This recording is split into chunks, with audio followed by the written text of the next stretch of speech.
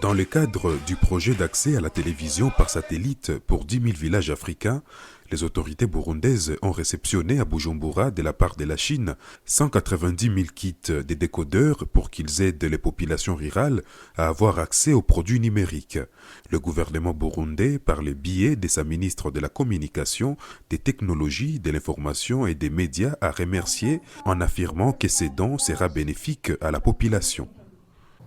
L'un concerne 190 000 décodeurs qui est un don du gouvernement chinois au gouvernement du Burundi, gouvernement burundais, qui concerne les décodeurs qui vont être distribués au niveau de la population dans tout le pays, dans le cadre de la société de télévision numérique au Burundi, en cours de préparation.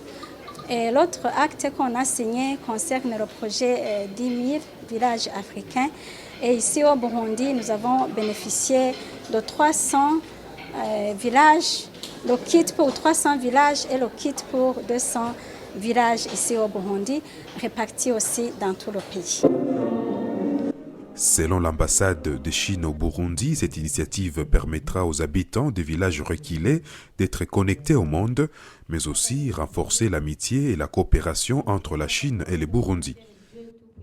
Cette initiative, qui est financée par le Fonds chinois de la coopération sud-sud, consiste à enrichir la vie culturelle des populations locales et à promouvoir les échanges culturels entre la Chine et l'Afrique. Dans le cadre du renforcement des liens d'amitié entre la Chine et le Burundi, la réalisation de ces deux projets numériques témoigne parfaitement de l'amitié traditionnelle et profonde de nos deux pays et nos deux peuples. Selon le ministère burundais des Affaires étrangères, les relations sino-burundaises se portent très bien. L'appui de la Chine dans le développement du Burundi est très grand et charitable. Aujourd'hui, les relations de coopération avec la Chine sont en bonne santé. La Chine appuie beaucoup le Burundi dans plusieurs secteurs économiques et sociaux.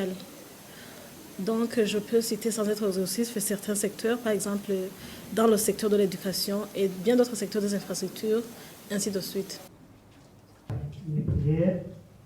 Au Burundi, 300 villages ont été raccordés depuis octobre 2018 et 200 autres l'ont été depuis la fin du mois de mars.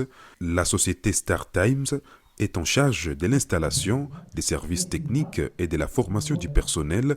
L'ambassadrice de Chine a également annoncé qu'en partenariat avec les autorités burundaises, la Chine poursuivra la multiplication de ces projets dans le but d'ouvrir de nouveaux horizons aux familles rurales et d'améliorer leur niveau de vie en bénéficiant des produits numériques. Zanem Netizaidi pour CGTN français.